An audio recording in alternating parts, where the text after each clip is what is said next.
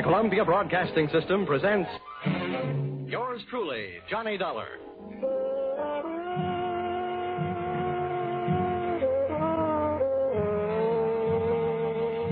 The next half hour has its baggage packed to take a trip with America's fabulous freelance insurance investigator, Johnny Dollar. At insurance investigation, he's just an expert. At making out his expense account, he is an absolute genius.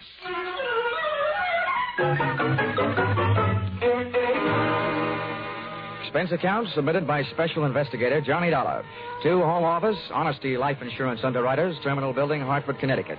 Attention, Austin Farnsworth, General Manager. The following is an accounting of my expenditures in the investigation of policyholder Milford Brooks III for your company.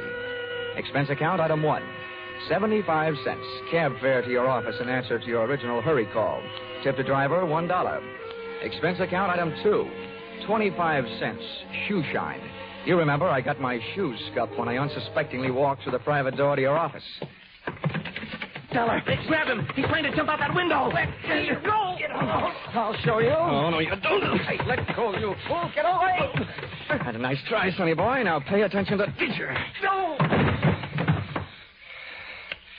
Class dismissed. Well, Mr. Farnsworth, why didn't you tell me what you had waiting for me? I'd have worn my boxing gloves. Dollar, this was all a complete surprise to me. Well, just in case your little chum on the floor there wakes up in a hurry, I think I'll close the window. Now. My goodness, Dollar, what are you doing? I'm sitting on his head. I don't care if this guy tries killing himself again. I just don't want him to try and kill me. After all, we haven't even been introduced. Dollar, that happens to be one of our largest policyholders. His life is insured with this company in the amount of $2 million. Oh, now I can see why you're so anxious to keep him from putting a dent in the sidewalk. Precisely. He'd also put quite a dent in your company's bank account. By the way, Dollar, aren't you in danger of smothering the boy sitting on his head that way? Maybe. Now, tell me, what's this guy's name, and what's his story? That, sir, is Milford Brooks III. As I said, we have him insured for $2 million. His mother and father left him with a paid-up policy for the sole purpose of enabling his heirs to pay the inheritance taxes on his estate when he dies. Unfortunately, due to the kind of life he's been leading, Brooks not only hasn't any heirs, he hasn't any money. He blew all his cash? That's right. Now he's trying to get some out of us by threatening to kill himself. And that policy pays off on suicide. In a mortuary, he'd be a millionaire, huh? Please, Dollar. Sorry, go on. Well, 1/2 hour ago, Milford walked into this office and changed the beneficiary in his policy. When that was done, he proceeded to demand, not request, mind you, $500,000 in cash. Oh, well, say, that's quite a touch. When I explained to him that there was no loan provision in his insurance policy, he threatened suicide. He said I could either give him the $500,000 cash or pay off the $2 million on his policy. So all you have to do is to keep him alive. And he's managed to make that no small problem. The man he named as his new beneficiary, just before he made his demand for the cash, is, well, it's downright frightening. Why? Who is it? One of the most notorious gamblers in the East. His name is Hatcher. Harold Hatcher. Oh. You know him? Yeah. Say, that kid's been a post office pinup boy for a lot of years. Well, there's the situation, Dollar. I'm engaging you to protect Milford Brooks' future. Yeah, what there is of it. The way this lad operates, you'd think he had but 2 lives to give for his country. He's not only set himself up to get knocked off by somebody else, he's just dying to do the job himself. Well, it just means that you'll have to work twice as hard. Oh, it also means something else. What's that? That you'll have to pay me twice as much money. Oh, you'll get your money. The situation demands sacrifice, I'm afraid. But protect the boy, Dollar. Give him something to live for, an interest in life. An interest in life, huh? Let's see. I know. Here, this should help. What's that you've got there? It's what's commonly referred to in the more successful bachelor circles as my little black book. Now, let's see. Ruby? No, her favorite expression is drop dead. Bernadine? No, she'd be the new beneficiary by midnight. Oh, here's one. Here. Butter. Butter? Hey, Farnsworth, would you mind passing me that phone, the one with the long cord? No, not at all. My little friend here is showing signs of life. Here you are. Maybe you should let him breathe a bit more. Don't worry. He'll be all right. Hello? Hello, I want to call New York. Person to person. Miss Theodora Butts. Yeah, that's right. And you'll get her at Hudson 24292. Dollar, you're not thinking of taking this boy to New York, are you? Well, I'm going there myself, and you want me to keep an eye on him, don't you? Don't fret, Farnsworth. All is not lost. You do worry me sitting on his head that way. Hello? Hello, Butter? Butter, this is Johnny Dollar. I'll be in town tonight. I want to see you. Look, here's what I want you to do. Yes, this is all right to say over the telephone. I want you to reserve a table at the hatchery in my name for 10 o'clock tonight. Will you do that? Okay, I'll see you in a few hours. Huh? But I can't make it any earlier. I'm sitting up on a sick friend. Okay, goodbye. I'm not sure that I agree with your methods. Oh! What's the matter, Dollar? Did he hit you? Hit me? No, he bit me.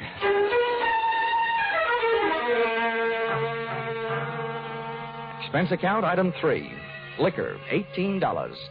Keeping Milford Brooks III peaceful seemed to be the immediate problem, and a bottle of rare old brandy seemed to be the immediate answer. I poured most of it into him, loaded him into my car, and we headed for New York. As we passed through New Haven, he opened one eye, looked up, saw the ale bowl, and gave 3 cheers for old Eli. Yeah, right. Old Yale would sure be proud of you. Why anybody would want to insure you for $2 million is more than I can figure. Yeah, well, my daddy loved me very much, and my mother loved me very much. Not only that, but I love somebody very much. And not only that, but I hate somebody very much. Hey, you want to know something? Huh. Next to one other guy, I hate you most of anybody else. Here, lover boy, it's cocktail hour again. Time for your bottle.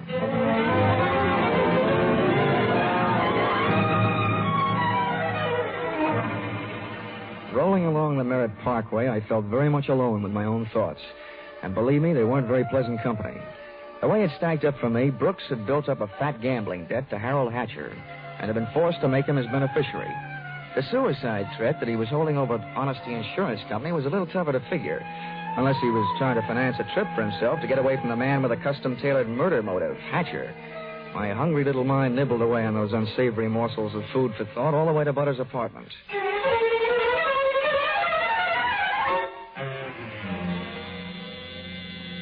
Hey, where are you taking me? I want to go to New York. If you don't behave, Buster, I'll punch your ticket. Johnny, darling, welcome to New York. Fastest trip I ever made. Quiet. Well, where did you find this? In a box of Cracker Jacks. Come on, let me in. I don't know about you, Johnny. Some men bring me flowers and some bring me candy. What do you bring me? A boiled owl in a Brooks Brothers suit. Oh, I'm pleased to meet you. My name is Brooks, but I haven't got any brothers. Lucky them. Fix the pillows on the couch, will you? They look more at home in the bathtub. Now, come on, Buster. Lie down. Oh, I'm charmed. Thank you. Hey, this kid's liquor sure can hold him. He's passed out. How long have you been playing nursemaid to this bottle baby? Lead me into the bar, sweet. Let's get away from this buzzsaw, and I'll tell you all about it. Sure, come along. Horrible examples don't seem to bother you, do they? If you knew how that guy's been bothering me. What'd he do to me? Oh, let's just say he put the bite on me. The river sure does look pretty tonight. Like a brandy? Anything but. I've been sniffing that secondhand, all the way from Hartford. Oh, make it a barrel root beer. Hey, Butter. See that big boat out there? Mm-hmm. Oh, I sure would like to be on it with you. Sailing off to faraway romantic places. Get with it, darling. That's the 125th Street Ferry. Here's your root beer. Come on now. Tell Butter all about it. First things first. Now that I've got a Dad's old-fashioned root beer, how about giving me one of Mom's new-fashioned kisses? And then I'll tell you all about it.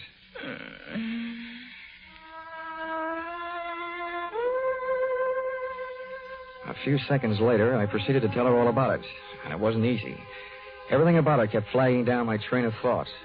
She was a sympathetic listener to my story until I gave her the answer to her first and only question. Where do I fit into all this? Well, baby, I thought you understood. My job is to give the poor, misguided boy something to live for. That's you. Well, he should live so long. Now, Butter, wait a minute. Well, don't butter me. Now, don't get excited now. You misunderstand. I really mean it. I thought if he just got a look at you, realized that things like you exist, you'd make any man glad to be alive. If you can't stand it, I'll take him away. But I sure need you, Butter. Come on, baby. Melt a little. I wouldn't let you get hurt. You know that. Did I hurt you? I'm getting used to it. People have been taking pokes at me all day. Oh, I'm sorry. Ah, that's better. Want some more root beer? I want some more of you. How about another kiss? Well, help yourself. Darn. I'll get it, Johnny. Okay, and if a man answers, hang up, will you? Oh, don't worry. Hello. Yes, this is Hudson 24292. Well, that depends. Who's calling? Oh, just a moment. It's for you, Johnny. Mr. Farnsworth. Huh? Oh, okay, I'll take it. Thanks. Say, while I'm talking, be a good girl, will you? And take a look at Milford in the other room.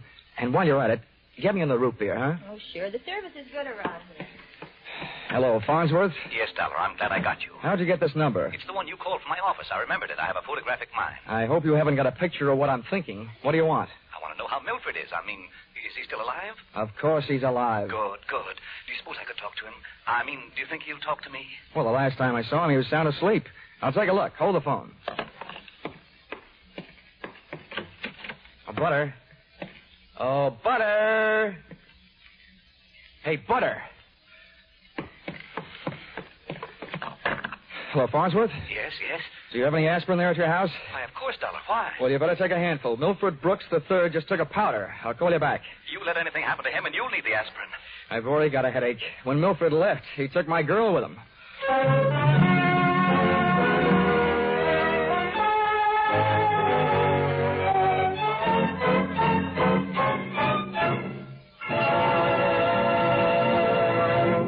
In just a moment, we'll return to the second act of Yours Truly, Johnny Dollar. But first, we want to remind you that it was 437 years ago, next Sunday, the famed Spanish explorer Ponce de Leon began his search for the Fountain of Youth. By sheer coincidence, the man who's still looking for it, Jack Benny, will be heard on CBS next Sunday at 7 o'clock Eastern Time. And now, back to Yours Truly, Johnny Dollar.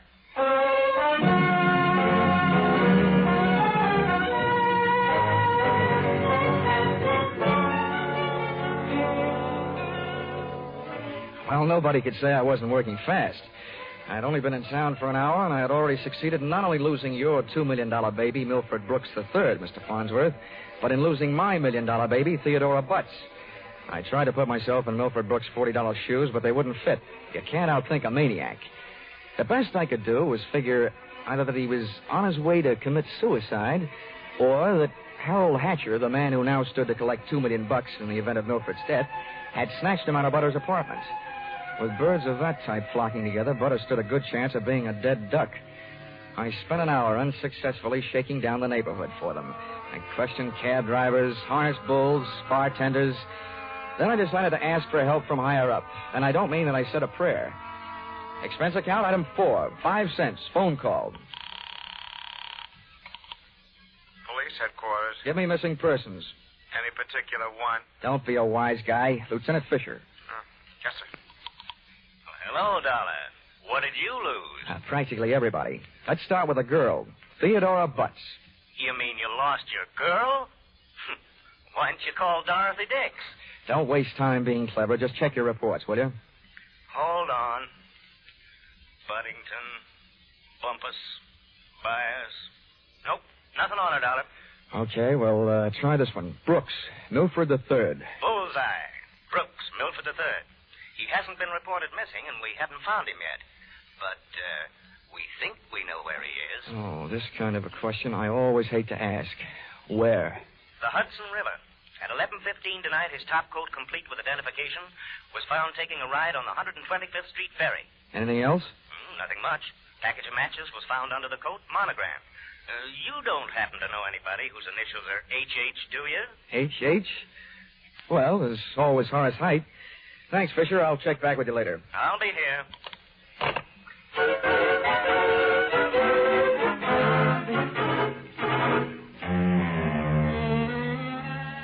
Expense account, item 5.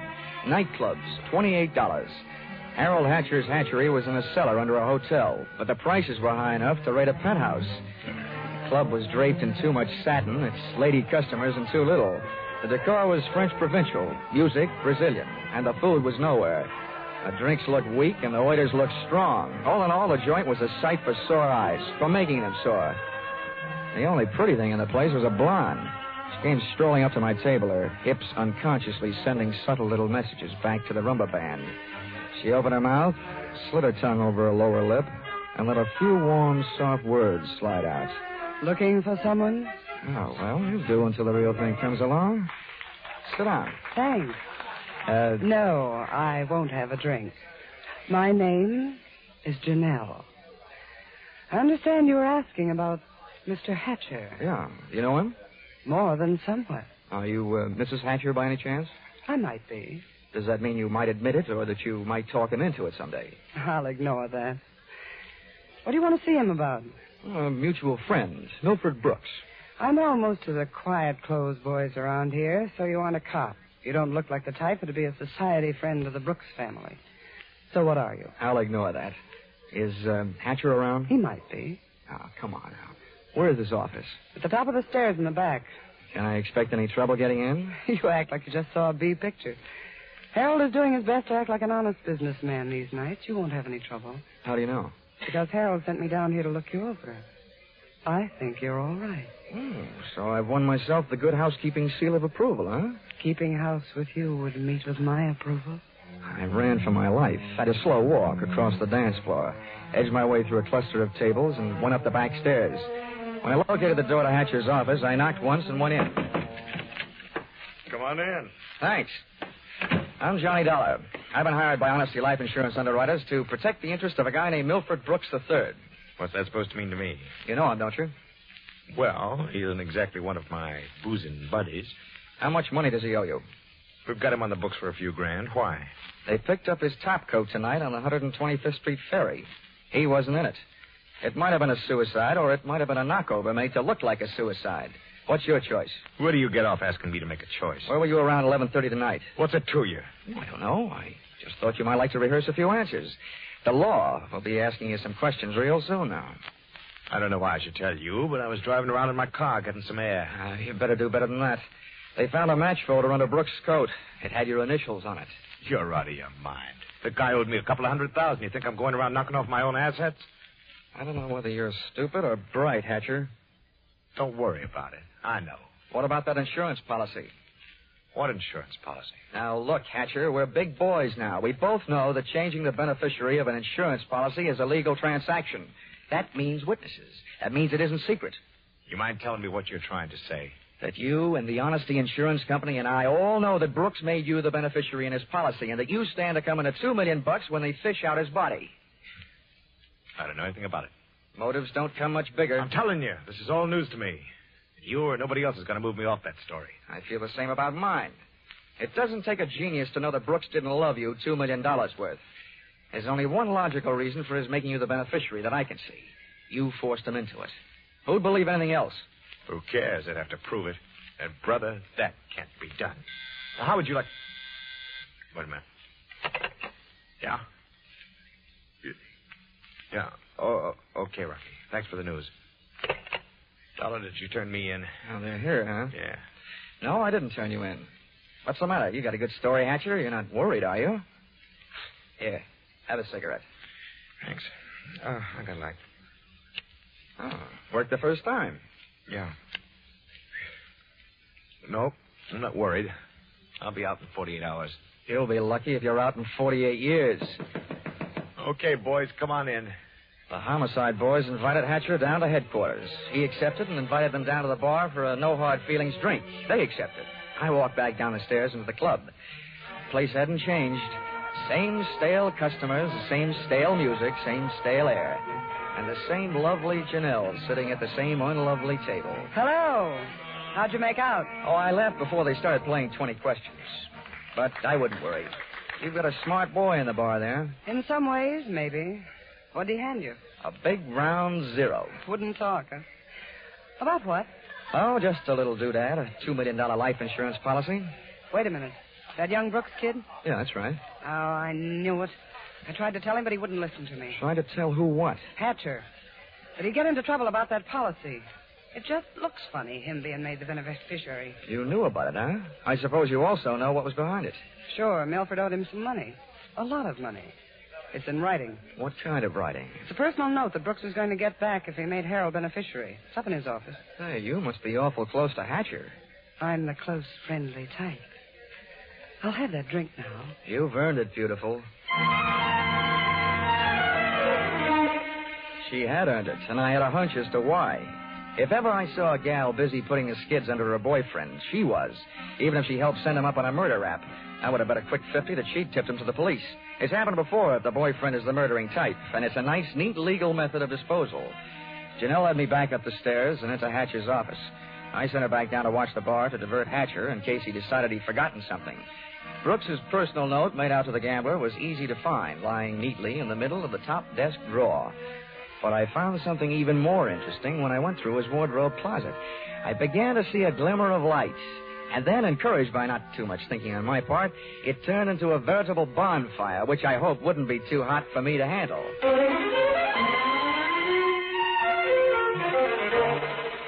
Did you find everything? Honey, if I were a judge, I'd be ready to sentence the guilty party. Good. Oh, waiter, the check. Where are you going? To the police? Bright girl. I'll see you later.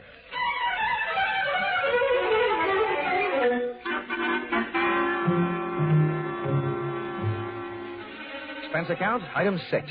Cab fare, $1. Tip the driver, $1. Once out of the hatchery, I walked to the corner, got into a taxi, and waited. In just a few minutes, my favorite suspect came out of the club, jumped into a taxi, and the chase was on. We nuzzled our way through the traffic over to 2nd Avenue and headed downtown. Then he took a right turn on 45th Street over to Lexington and headed uptown. But they didn't lose us. At 72nd, the cab ahead turned right and pulled to a stop.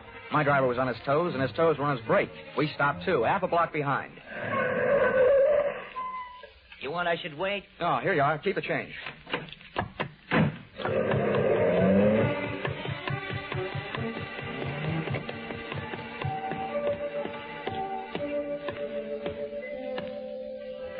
It was a garage that belonged to a residence on a parallel street a block away. I made out a for sale sign on one of the big doors. The living quarters upstairs were dark enough to look interesting, so I indulged in a bit of genteel breaking and entering. Entering that old barn didn't take much breaking. I tripped up the stairs. They sounded like they were left over from an old ghost story. And so did the first voice I heard when I stopped, halfway up. So we've got to be careful, especially about that Johnny Dollar. Are you sure he didn't follow you? That voice sounded awful dry to be coming from a guy who supposedly had spent most of the night snoozing on the bottom of the Hudson River. It was Milford Brooks III.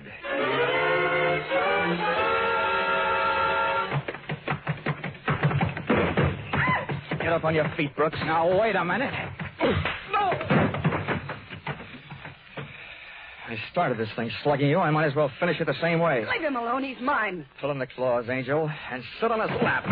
Oh, you Connecticut hick. I'll kill you. Look, I'm the last guy in the world who enjoys physical violence, give or take. But believe me, you two are coming mighty close to changing my whole character. Now settle down before I really lose my head.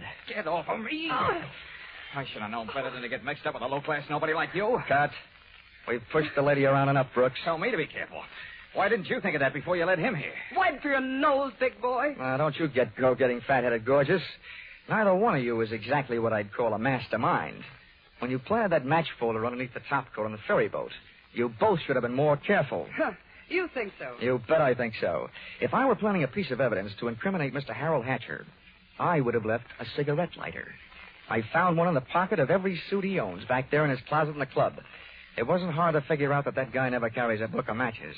What do you want? I'm only interested in one thing, saving the insurance company $2 million. And, Buster, I think you've done it for me. Wait, look, Dollar. This is insurance fraud. It has been ever since you put on that fake suicide attempt, trying to extort $500,000 out of the company for you and Janelle. Wait a minute, Dollar. So much for the company. Now, something a little more personal and a little more serious. Where is my girl? Well, she's all right, Dollar. I couldn't help it. I had to get out of that apartment. She caught me leaving. I had to take her with me. Where is she? Well, I didn't mean to hurt her. I was afraid she'd yell. Oh, you miserable... I'll tell you where she is, Dollar. I put her in a cab and sent her to the emergency hospital. Yeah.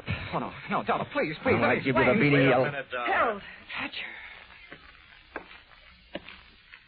You had your fun, Dollar. Now I want mine. How did you get here? New York City, world's most efficient police force, remember? When they think maybe a guy's jumped off a ferry boat and nobody's seen him do it, they check the turnstile counters at each end. In the case of Brooks here, as many people got off that boat as got on. Yeah, that makes sense. They'd hardly hold a guy for murder just because somebody else lost a topcoat. How'd you know we were here? You know me, Janelle. You never go any place that I don't know about. Okay, Brooks, you felt like explaining. Now I feel like listening. Get it up. I don't know what you mean. I know what you mean, Hatcher. One, he gave you a big, fat $2 million motive for murder. And two, he did his best to make it look like you did murder him with that broken-down match cover plan on the ferry boat. Why? Well, they wanted to get rid of you and live happily ever after. The big mistake they made was in trying to shake the insurance company down for some ready cash. And you, baby. Harold, you please. put him up to it, didn't you, you cheap little muscler? No, Harold. Calm down, Hatcher. You don't need a gun around here. They're tame. You don't know me very well, Dollar. I'm going to teach all of you amateurs a lesson. How these things are really done. Come on, Brooks. No, Hatcher. You can have everything I've got. For a second, it looked like Hatcher was going to take everything. But I hadn't gone that far to see Brooks knocked off with me as a witness. Hey, maybe I wasn't going to be a witness. Maybe I was going to be a victim, too. When that thought hit me, that's when I flew across the room and hit Hatcher in a do-or-die flying tackle from behind. Oh. Hatcher went down shooting. I went down kicking, and a lucky boot knocked the gun out of his hand. I beat him to it and swung it straight into his skull. Half the people in the room were lying there bleeding. Brooks from a gunshot, Hatcher from the gun butt. Janelle and I both stood there panting. But believe me, not for each other. We stood that way until the police arrived.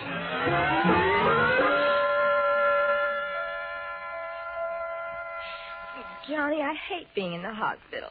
But I look awful. Butter, honey, you look lovely in white. This patch on my head? Johnny, they had to cut a big hunk of my hair off to put in the stitches. Oh, that awful man. Well, if it'll make you feel any better, baby, that awful man got taken care of.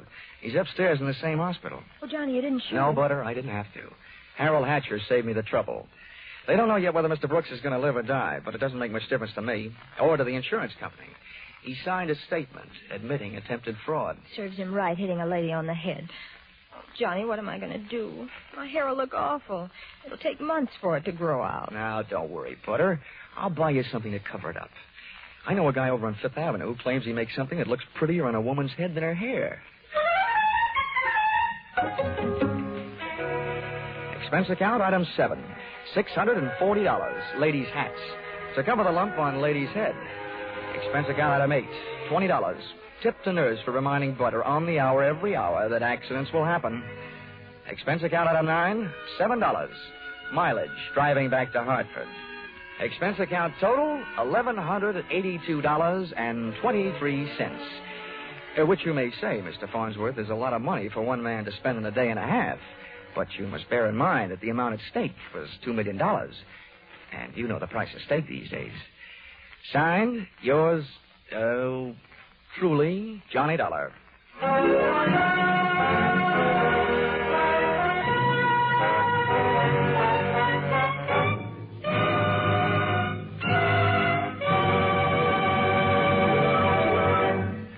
Listen in again next week when CBS brings you yours truly, Johnny Dollar, with Charles Russell as Johnny.